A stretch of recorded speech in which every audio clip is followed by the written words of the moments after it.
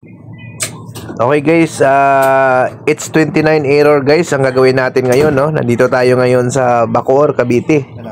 No, so it's 29 guys ang gagawin namin ngayon dito. Ito po ay Panasonic, no? So ito ay part 3 ng ating vlog, no, for it's 29, no?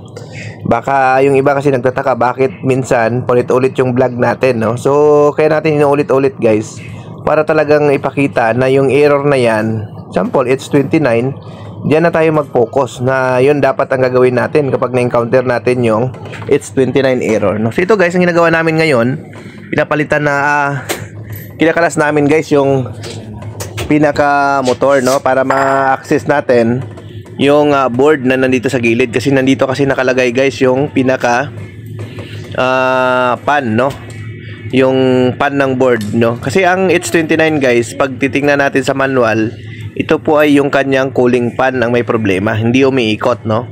So ayan, kakalasin lang natin yung motor nito.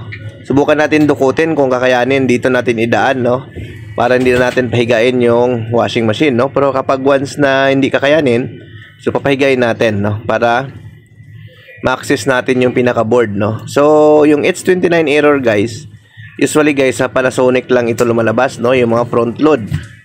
Dahil ang it's 21 ay tumutukoy ito sa cooling pan, no. Kahit sa manual guys, makikita nyo naman, no. So itong washing machine na ito, napacheck na rin ng customer natin sa iba, no. So hindi lang yata nagawa dahil walang parts or hindi nakapagdala ng parts, kaya ang ginawa ng customer natin, pina-service sa amin, no.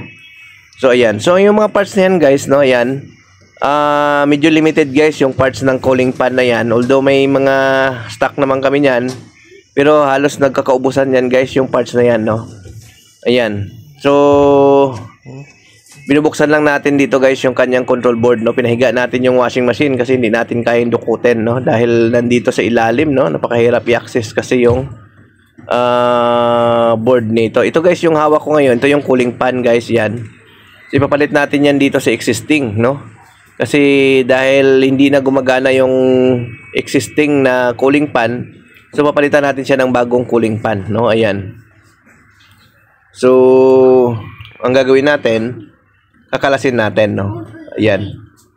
So sa mga gusto pala magpa-service sa amin, no, message lang kayo sa aming Facebook page, Northshire Repair Shop, or text kayo po sa aming cellphone number na binibigay dyan, no, para ma-schedule namin kayo, no. Nagsiservice kami guys ng Cavite, Laguna, Batangas, no, pero ang home base namin guys ay Santa Rosa, Laguna, no. So ayan guys, after natin mapalitan ng pan, ito na po, tinitesting na namin, no.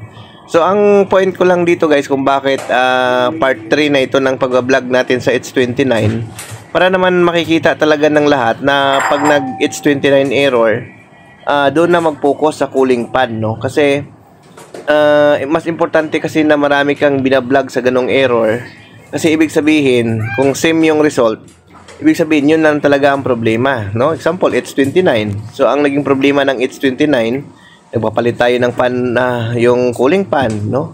So ibig sabihin yun lang din ang gagawin natin, no. I-check natin yung cooling pan kasi mabilis naman natin to guys makita or marinig naman natin to guys, no, kapag umaandar na sa ilalim, no. Pag isaksak mo yung unit, malalaman mo na kaagad kung umaandar yung cooling pan kasi medyo malakas tumunog yan guys, no, pag umaandar. Kaya mabilis mo siya ma-identify kung working siya or not, no. So first step, siyempre palitan nyo yung cooling pan, no. Kung kung nag-it's 29 pa rin na bago na yung cooling pan, so maring board na ang problema.